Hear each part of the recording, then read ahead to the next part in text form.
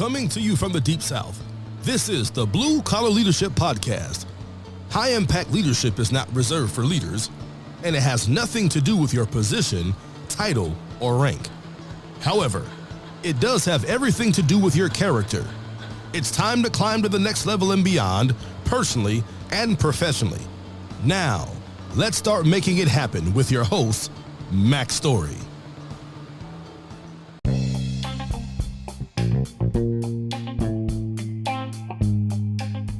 Before we get started with today's episode, I want to take a few moments and give you a preview of what you're about to hear and also direct you to some other series that I already have completed on my podcast. So you're about to listen to Blue Collar Kaizen, Leading Lean and Lean Teams. You're listening to a 30-part series on that. Today's episode is just one of 30. It's specific to lean leaders, lean managers, anyone who's leading teams of people through process improvement and continuous improvement projects, Six Sigma, those kind of things. It's not about the tools and the methods and all that. It's about how to lead teams of people. So any leader, anybody at any level can get value from this. But I just want you to know that's what this series is about. It's about that specific book. So hope you enjoy it. But I have some other series that may interest you if this series does not. Got a lot of episodes already out there. But I have a book called Blue Collar Leadership, Leading from the Front Lines. It's all about how to become a high-impact individual, how to become a sought-after employee of choice, an employee that people want to hire and want to promote. That series, there's a 30-part series, starts at episode 65. I have another series on my book, Blue Collar Leadership and Supervision, Unleash Your Team's Potential. That book is for leaders, formal authority leaders who want to learn how to effectively lead people. That series, 30-part series, starts at episode 111. I have another series. It's an 11-part series on my book, 10 Foundational Elements of Intentional Transformation, How to Become Your Best Self. That series starts at episode 158. I have another series on my Blue Collar Leadership and Culture, the 5 components for building high-performance teams. That book is really for the top leader, and it's how do you become the sought-after employer of choice. It's a 30-part series. It begins at episode 179. My wife Rhea and I, this year in 2021, the theme for my podcast this year was all about change. That's why I'm doing this series on Blue Collar Kaizen, Leading Lean and Lean Teams, because it's all about leading teams through change. But we have a 15-part series we recorded together on our book, Change Happens, Leading Yourself and Others Through Change. That series starts at episode 211. And then this Blue Collar Kaizen, Leading Lean and Lean Teams series, the one you're about to listen to, one of the episodes of, it started at episode 230 and will be a 30-part series. So it's going to take a little while to finish it. Hope you find value in some of these series. Let's get to today's podcast.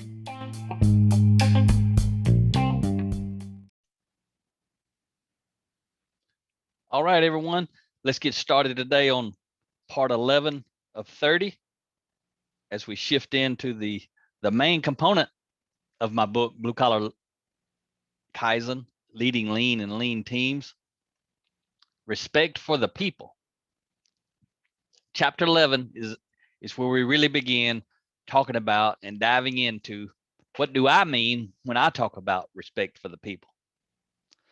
Unfortunately, in many companies, they want to talk about they respect the people, but they do nothing to develop the people, which means they can't respect them very much because they don't even value them enough to develop them and grow them. People are really literally the most valuable asset.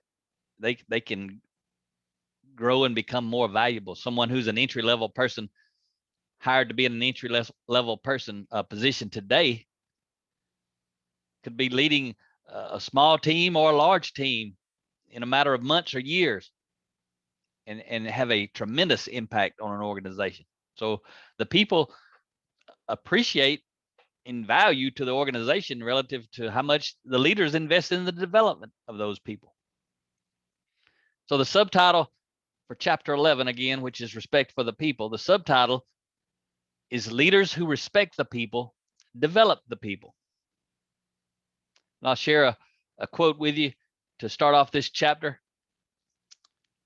And it begins as, treat a man as he appears to be, and you make him worse, but treat a man as if he already were what he potentially could be, and you make him what he should be. That's a pretty valuable quote right there. I'll say it one more time. Treat a man as he appears to be, and you make him worse, but treat a man as if he already were what he potentially could be, and you make him what he should be. And that quote applies to everybody. Men, women, children, doesn't make any difference. It's one of the reasons Rhea and I were speaking recently at Parker Towing up in Tuscaloosa. They're headquartered in Tuscaloosa, Alabama. They have a fleet of towboats, 20 to 30 towboats. You know, a lot of people call them tugboats, but they actually should be called towboats, the kind that they're using. But you see them moving barges up the river. You see them very often. A lot of people see them more in the Mississippi River, but Parker Towing doesn't operate in the Mississippi River. They operate in some smaller rivers, a bunch of them in Alabama. That's one reason they're headquartered in Tuscaloosa, Alabama. But we were speaking there on leadership development a while back. We were talking to a group of their mates. The mates are the kind of like the frontline leadership, frontline supervision. They're the folks who lead the deck hands who are out there making it happen. But as we were talking to these mates, one of the things I told them, most of them had never been in any kind of leadership development training ever in their career. This was the first time. This was the first time that Parker Towing had taken it down to that level. Very proud of them for doing that, the leaders at Parker Towing. And man, we had a great time with those folks. And but one of the things I did when I was speaking to them was I told them, I'm putting a 10 on your head. I'm putting a 10 on your head, and there ain't nobody who can take it off but you. And really, I'm living the principle that I just read to you in the quote just a moment ago. I'm seeing them for their potential, for the leaders that they can be. When I walk into a room, I don't know who's in the room. I don't know what level they're at. What I know is they can get better. What I know is if you want to help someone get better, you got to see them as having the potential to get better. I call that putting a 10 on their head. And as a lean leader, a process improvement team leader, a Kaizen event leader, when you walk into that team, that's your team, you got to put a 10 on their head. You got to believe in them. You got to grow them and develop them that week. You got to take them to a higher level. And I'm saying you got to. Obviously, you don't. You can leave them just like you found them, or you can be a bad leader and leave them worse than you found them because maybe how you interacted with them. But I remember when I was young, a teenager, it's been a long time ago. I'm in my 50s now. But I remember when I was a teenager and I was driving through town. I was in Tallahassee, Alabama. That's the town I grew up in, small town of about 6,000 people.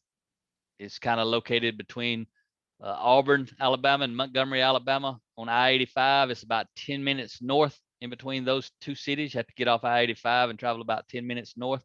If you're ever over that way, there's an awesome bridge in that city. We just called it the bridge, and it's near a dam on the river, and it's about 150 or 180 feet tall. It was built in 1940, and it's just an amazing bridge to see. So if you're ever traveling over that way, it's worth 10 minutes ride up from the interstate just to go see that bridge. But that's a small town I grew up in, kind of like Tallahassee, Florida, but without the H, Tallahassee, Alabama. And so I went to school there, graduated in 1987. It's been a while, but I remember back riding through town one day, I saw a sign out front of a building. It said, "If the truth hurts, it probably should." And I only read it once, but it stuck with me my whole life. If the truth hurts, it probably should. So I'm going to tell you what I call right now a little bit of leadership truth. If you've been listening long enough, you know what I mean when I say that. Leadership truth is, it's kind of like a surgeon's scalpel. It might hurt a little, it might sting a little, but it's meant to help. So I want to tell you some leadership truth right here. If your organization doesn't have a formal ongoing leadership development program, in place where everyone from the top leader to the entry level team members receive training in the area of leadership, communication, character development, time management, change management, personal growth. Your organization does not have respect for the people. There's a lot of lower level leaders. See, high impact leaders, they understand exactly what I just said. They don't question it. They understand it. They agree with it instantly. Leaders at lower levels, they want to justify not doing that. So they're going to justify how they respect the people. But I'm telling you, here's that leadership truth.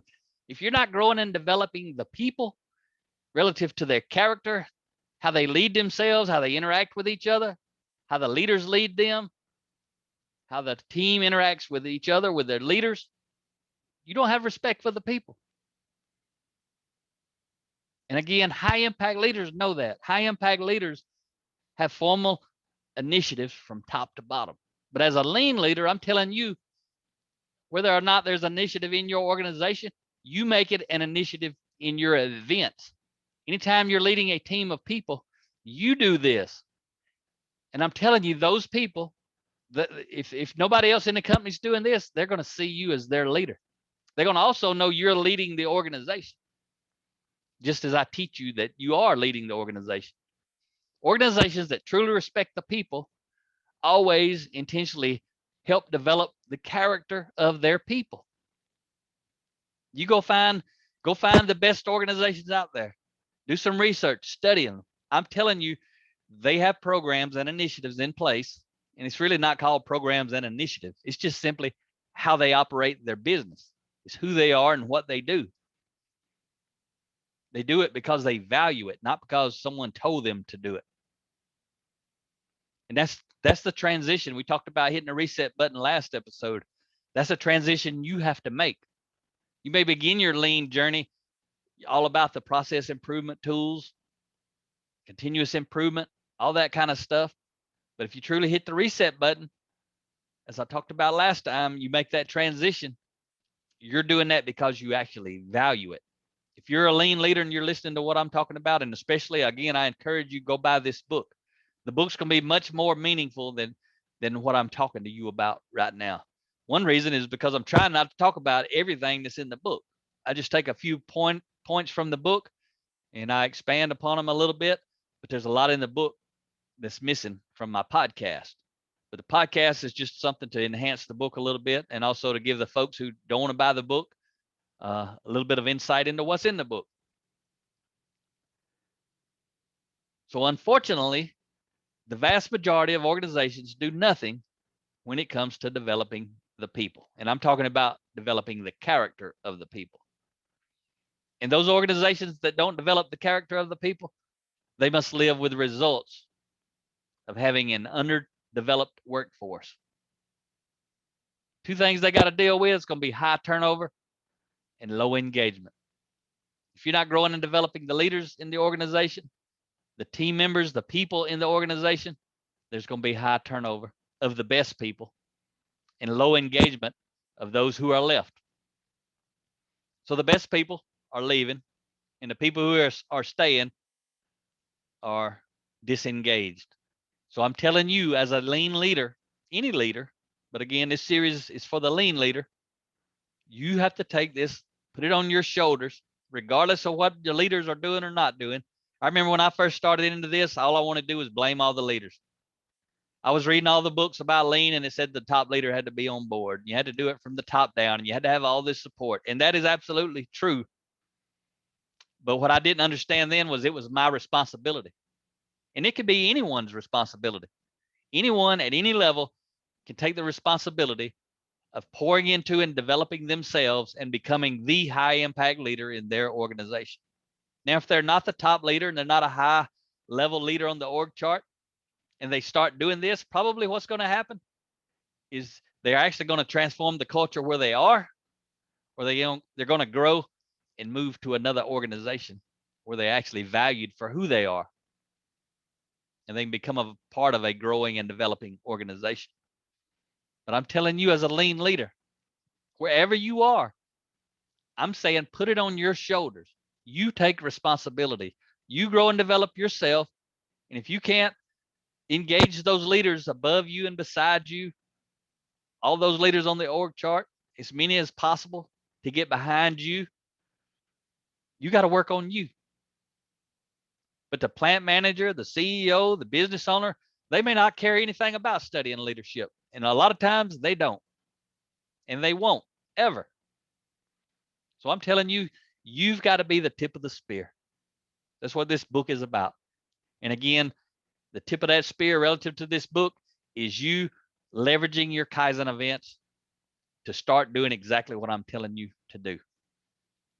Build relationships, invest in the people. Yes, you're still going to do continuous improvement. Yes, your Kaizen events are still going to be all about implementing the tools, but you're going to stick a component in there that most lean leaders don't ever put in their lean Kaizen events. All about the leadership piece.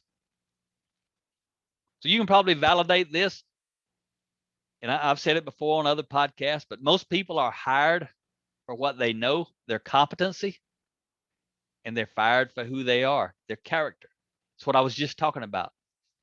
Turnover. If you've got low engagement in your organization, high impact people are going to be leaving because they don't want to work with a lot of disengaged people. High impact, highly engaged people don't want to hang out and work with a team of unmotivated, disengaged people. So you gotta, if you want to be successful in your organization, you gotta help stop the bleeding. You gotta help reduce the turnover. You gotta help raise the level of engagement of the people. And again, anybody at any level can do this. Most people not going to do it, but I'm saying a lean leader, if you're going to be a high impact lean leader, you've got to do it regardless of what's going on around you. You've got to help. You got to build that team. You got to look at the entire organization, the entire team, and say, it's my team. I'm responsible for all of these people. Who can I get on board? Who's willing to follow me? I remember one time I was talking to a leader, and I was actually doing some leadership development with their company. And one day he wanted me to come in and talk to him afterward, and he was struggling with a decision to terminate an employee, somebody who'd been there a long time, somebody he actually liked and thought a lot of as a person who could actually do the job. And once I understood him, and once he felt understood, he asked me, for my advice, and I gave him advice in the form of a question. I got up to his whiteboard and I wrote a big T on the board. And if you've listened to me long enough, you've heard me talk about research studies show that 87% of our influence and success in life come from character and only 13% from competency. So what I did was I wrote a big T on his whiteboard. And on one side, I put 87% character. On the other side, I put 13% competency. And I asked him, I said, what would you rate this person relative to their character? He said, I'd probably give him a 20. That's the problem, is his character. I said, what about his competency? He said, he's pretty sharp. He said, I'd give him a 85. So when you actually do the math and you say 0.87, for 87%, you want to do like a weighted ratio. You do 0.87 times 20, which was his score on character, he gets a 17.4. And then relative to his competency, he had an 85. So 85 times 0.13, he gets a 11.05 when you do the math on it. You ain't got to worry about it, but I'm just trying to illustrate it for you where you can see it. So the employee who was about to be terminated actually had a total failing score of 28.45.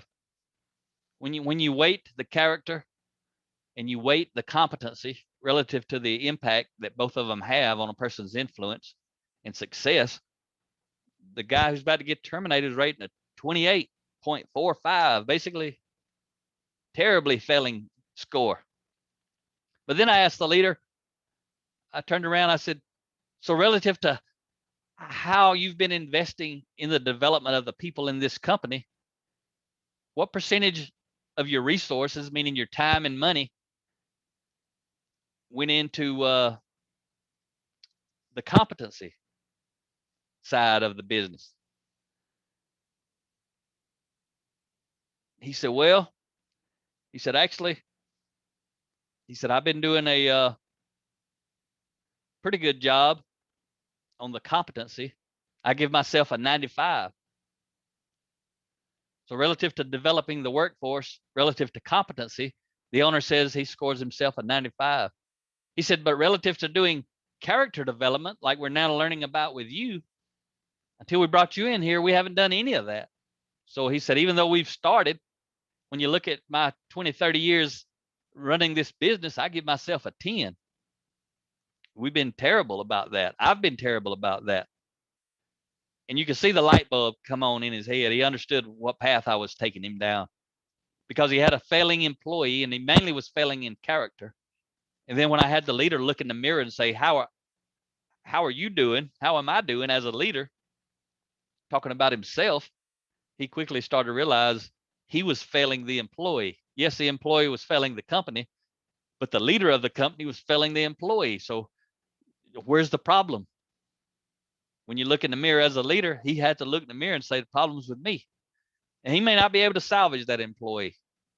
I don't know if he did or not. I can't remember. It's been, quite a few years ago, maybe 10 years ago or so, maybe a little less. But he understood what the issue was. So I did the same math. He said he scored a 10 on character. So I did 10 times 0.87. So he got an 8.7. And then he said he scored himself a 95 relative to developing the team's competency. So I did 95 times 0.13, gave him a 12.35. So when you do the math there and add those up, the leader, the owner of the company, got a failing grade of 21.05. And the reason is competency is weighted so low. I mean, it's 13% of the overall. Character's 87% of the overall. So even if you score 100 on competency, you only getting 13 points credit. And most people, leaders, are doing no character development of their team members. A lot of times team members are doing no character development of themselves. That's why I'm telling you, as a lean leader, you can introduce this and do something special for your organization. But those numbers and all I just talked to you about, it's actually in the book in chapter 11. I actually write that out so you can see it. But if you're a lean leader, or you're any kind of leader, think about that equation.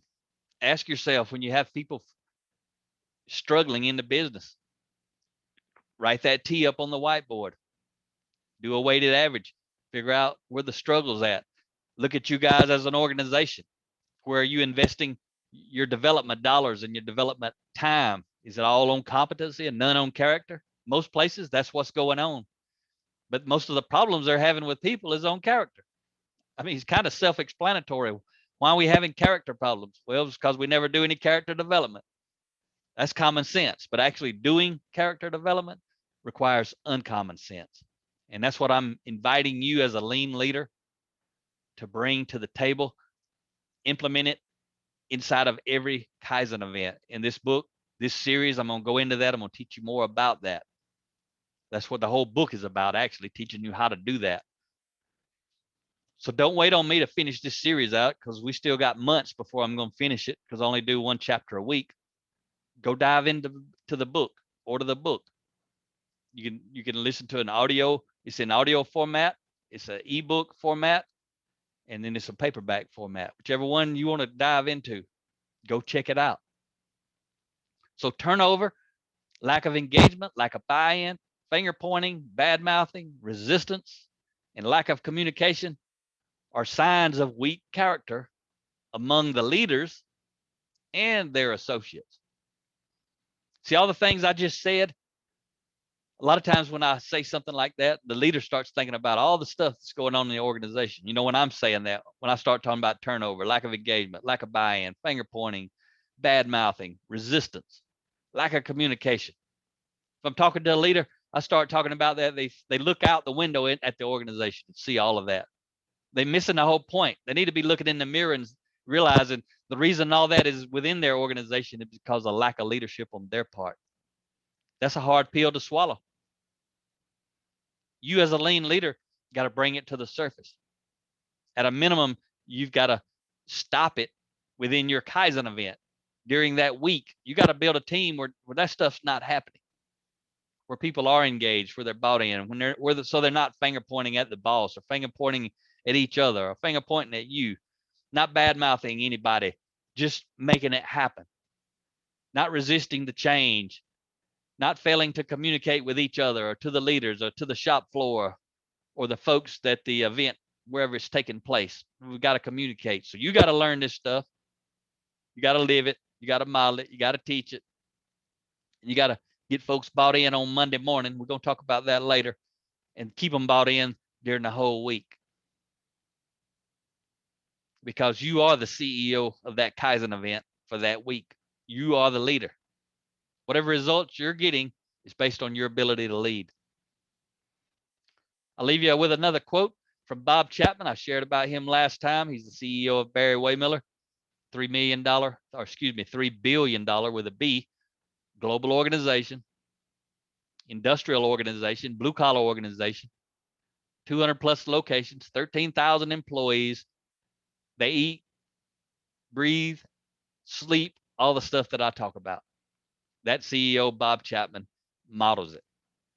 All the folks who say it won't work here, whatever. It won't work there if you don't want it to. It'll work there if you want it to.